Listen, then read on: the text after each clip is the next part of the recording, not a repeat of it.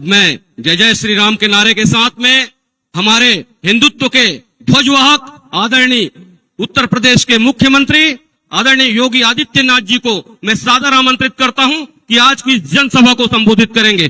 बोलो जय जय श्री राम, जय जय श्री राम, जय जय श्री राम। भारत माता की, भारत माता की, भारत माता की। वंदे वंदे वंदे। छत्तीसगढ़ महतारी की, छत्तीसगढ़ महतारी की। भगवान बिरसा मुंडा की, भगवान बिरसा मुंडा की। 2024 के लोकसभा चुनाव कोरबा संसदीय क्षेत्र से भारतीय जनता पार्टी की लोकप्रिय प्रत्याशी सुश्री सरोज पांडे जी, छत्तीसगढ़ शासन के मंत्री श्री लखनलाल देवांगन जी, पूर्व मंत्री श्री ननकीराम कौर जी, भारतीय जनता पार्टी के प्रदेश के मंत्री श्री विकास महतो जी, जिला संगठन प्रभारी गोपाल साहू जी, जिला अध्यक्ष श्री डॉक्टर राजीव सिंह जी, लोकसभा के सहसंयोजक श्री मनोज शर्मा जी, मंच पर उपस्थित श्रीमती संतोषी दीवान जी, श्रीमती धनेश्वरी कंवर जी, श्री जोगेश लांबा जी, श्री अशोक चावलानी जी, श्री ज्योतिनंद दुबे जी, भारतीय जनता पार्टी के सभी पदाधिकारीगण, भारी संख्या में छत्तीसगढ़ की ऊर्जा नगरी के रूप में विख्यात कोरबा के सभी उपस्थित बहनों और भाइयों, आज प्रातः जब मैं उत्तर प्रदेश की राजधानी लखनऊ से रायपुर के लिए प्रस्थान किया तो मुझे वहां के पत्रकार साथियों ने पूछा था कि आप छत्तीसगढ़ जाना चाहते हैं, वहां जाकर के क्या कहना चाहते हैं? तो मैंने तो एक ही बात कही, और बहनों भाइयों मैंने कहा कि छत्तीसगढ़िया सबसे बढ़िया। लोगों ने कहा कैसे? मैंने कहा बताओ कौन ऐसा व्यक्ति होगा जिसको ननिहाल अच्छा न लगता हो? और ये छत्तीसगढ़ तो हम उत्तर प्रदेश वासियों के लिए ननिहाल जैसा है। भगवान राम का ननिहाल है, माता कौशल्या का मायका है, और इसीलिए तो 500 वर्षों का इंतजार समाप्त करके जब अयोध्या में प्रभु राम फिर से विराजमान हुए हैं तो सबसे अधिक उल्लास और उमंग अगर कहीं पर था तो छत्तीसगढ़ की धरती पर था।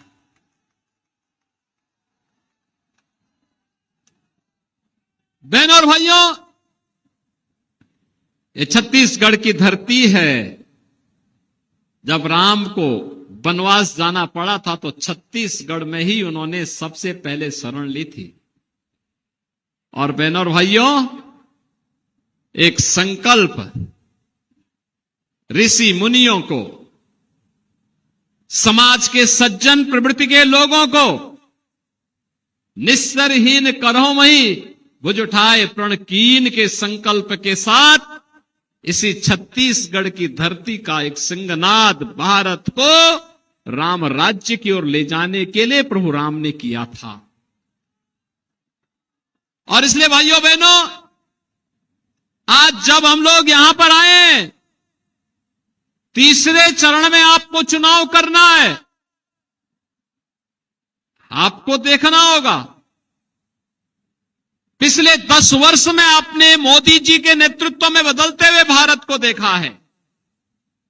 एक ऐसा भारत जिसका दुनिया के अंदर सम्मान बढ़ा है, एक ऐसा भारत जिसकी सीमाएं आज सुरक्षित हैं, एक ऐसा भारत जो आतंकवाद के सामने, नक्सलवाद के सामने घुटने नहीं टेकता है, बल्कि उसका मुंहतोड़ जवाब देकर के उसको नेस्तनाबूद करने की मादा रखता है।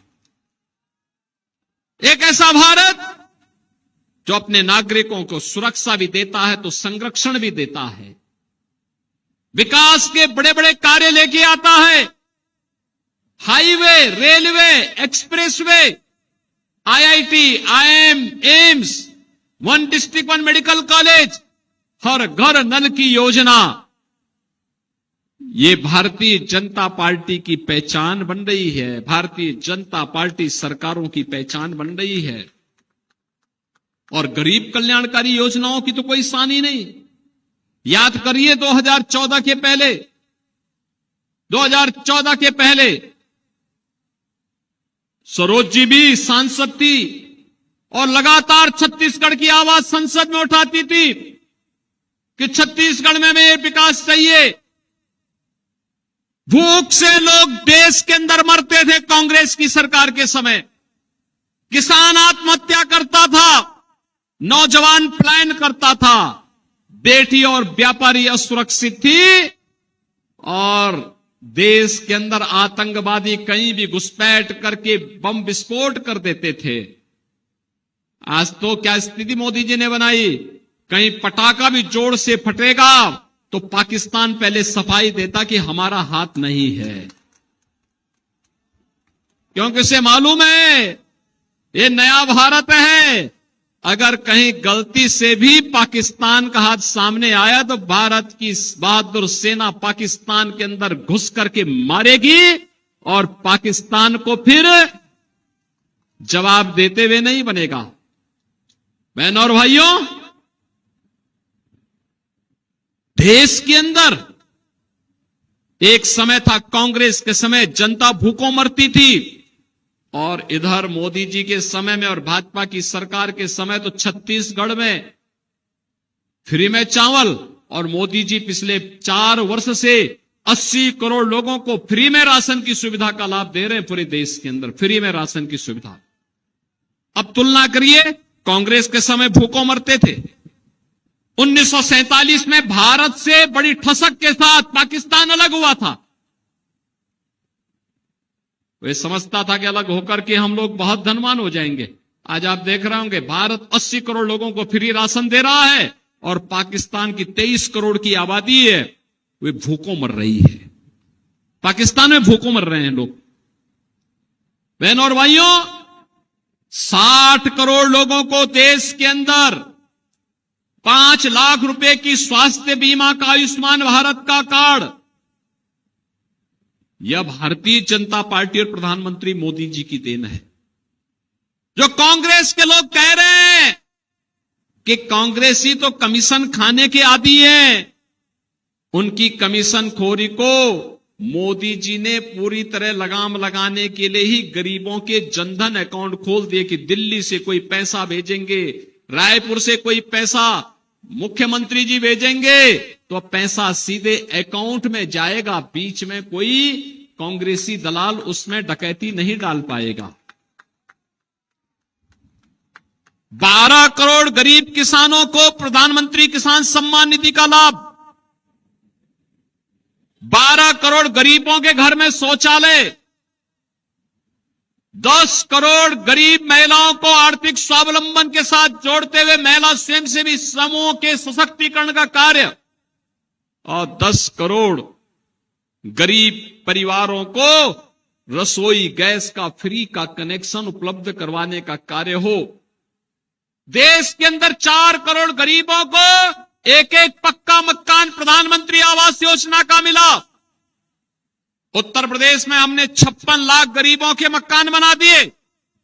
लेकिन छत्तीसगढ़ में भूपेश बघेल की कांग्रेस की सरकार ने एक भी गरीब का मकान नहीं बनाया। आज भारतीय जनता पार्टी की विष्णुदेव साय की सरकार ने कहा है, मोदी जी ने आश्वासन दिया है और उन्होंने 18 लाख गरीबों के लिए मकान के कागज तैयार कर दिए। चुनाव के बाद उन 18 लाख गरीबों को एक एक आवास उपलब्ध होने जा रहा है।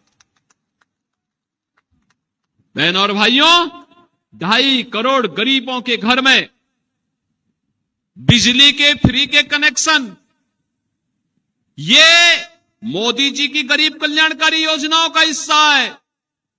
एक तरफ फ्री में राशन और दूसरी तरफ कांग्रेस क्या करती थी? कांग्रेस ने तो घोटाले पे घोटाले, शराब का घोटाला, कोयला का घोटाला, पब्लिक सर्विस कमीशन का घोटाला, और तो घोटाले थे, गोबर में भी घोटाला कांग्रेस ने यहां कर दिया। गोबर का भी घोटाला कर दिया। भगवान को भी नहीं छोड़ा, भगवान को भी नहीं छोड़ा। बहनों और भाइयों, महादेव ऐप के नाम पे भी घोटाला कर डाला। और तो और इनकी मति कैसे मारी गई थी, इनका दोहरा चरित्र तो देखो। आप मुझे बताओ, जब राम मंदिर का आंदोलन चल रहा था, हम कहते थे रामलला हम आएंगे, मंदिर वहीं बनाएंगे, और कांग्रेस के लोग उस समय सुप्रीम कोर्ट में क्या एफिडेविट दे रहे थे? कह रहे थे राम हुए ही नहीं। और जब अयोध्या में मोदी जी के प्रयास से रामलला फिर से विराजमान हो गए, अब कांग्रेस के लोग कहते राम तो सबके हैं। बोल रहे हैं ना बहनों और भाइयों? क्या अयोध्या में राम मंदिर का निर्माण कांग्रेस के लोग कर पाते क्या? मैं पूछना चाहता हूं, क्या कांग्रेस के लोग कर पाते क्या? क्या ये सुरक्षा का माहौल जो देश के अंदर बना है, क्या ये कांग्रेस के लोग कर पाते क्या? क्या गरीबों को राशन की सुविधा का लाभ कांग्रेस के लोग दे पाते क्या? बहनों और भाइयों, न ये सुरक्षा दे सकते हैं, न सुशासन ला सकते हैं, न गरीब कल्याण का कार्य कर सकते हैं, न विकास की बड़ी परियोजनाओं को ला सकते हैं। इनका तो नक्सलवाद के साथ भी इनका आंतरिक समझौता था। किस हद तक समझौता था बहनों और भाइयों? कैसे लोग सांठ गांठ करते थे, ये किसी से छुपा हुआ नहीं है। आपने इनके कार्यों को देखा होगा। जिन नौजवानों के हाथों में टैबलेट होना चाहिए था, जिन नौजवानों के हाथों को रोजगार होना चाहिए था, कांग्रेस की सरकारों ने इनके हाथों में तमंचे पकड़वा दिए। और बहनों और भाइयों, उन्हें समाज और राष्ट्र की मुख्य धारा से हटाने का कुत्सित प्रयास भी कांग्रेस ने किया। कांग्रेस युवाओं के भविष्य के साथ खिलवाड़ करती है, समाज को आपस में बांटने का कार्य करती है, और जब ये लोग कुछ नहीं कर पाते तो मोदी जी को गाली देने लगते हैं। आखिर मोदी जी के लिए तो पूरा देश ही उनका परिवार है। 140 करोड़ लोग उनका परिवार है। मोदी जी तो पूरे समर्पित भाव के साथ 140 करोड़ लोगों की सेवा करने के लिए पूरी तत्परता के साथ कार्य कर रहे हैं, और इसीलिए तो पूरे देश के अंदर एक आवाज गूंज रही है। एक आवाज है देश के अंदर। पहले चरण का मतदान हो गया है। 102 लोकसभा सीटों पर जो चुनाव हुए हैं, बहनों और भाइयों, 102 लोकसभा सीट पर एक ही आवाज है, और वह आवाज है फिर एक बार, फिर एक बार, फिर एक बार, और अब की बार 400 पार। 400 पार के लिए कोरबा लोकसभा सीट पर भी कमल छाप को जीत करके जाना है। बहनों और भाइयों, इसीलिए भारतीय जनता पार्टी ने एक तेज तर्रार, सुशिक्षित राष्ट्रीय नेता को कोरबा में अपना भारतीय जनता पार्टी का प्रत्याशी बना करके जनता की सेवा के लिए आपके बीच में उतारा है। विकास हो, गरीबों का कल्याण हो। दिल्ली और रायपुर से जो पैसा आए वह विकास के लिए लगे, गरीब के लिए जाए, किसानों के लिए जाए, महिलाओं के उत्थान में लगे, और साथ साथ योजनाओं का लाभ यहां पर बिना भेदभाव के सभी लोगों को प्राप्त हो। इसके लिए भारतीय जनता पार्टी ने सुश्री सरोज पांडे जी को आपका प्रत्याशी बना करके, भारतीय जनता पार्टी के प्रत्याशी बना करके आपके बीच में उतारा है। और इसीलिए मैं आपसे अपील करने के लिए उत्तर प्रदेश से आया हूं, अयोध्या की धरती से मैं स्वयं आया हूं आपके बीच में। लखनऊ में भी, उत्तर प्रदेश में भी चुनाव चल रहे हैं। 80 लोकसभा सीट है। पहले चरण में 8 सीटों पर चुनाव हो चुके हैं, दूसरे चरण में होने जा रहे हैं अभी 26 को 8 सीटों पर, और तीसरे चरण में 10 सीटों पर फिर चुनाव होने हैं।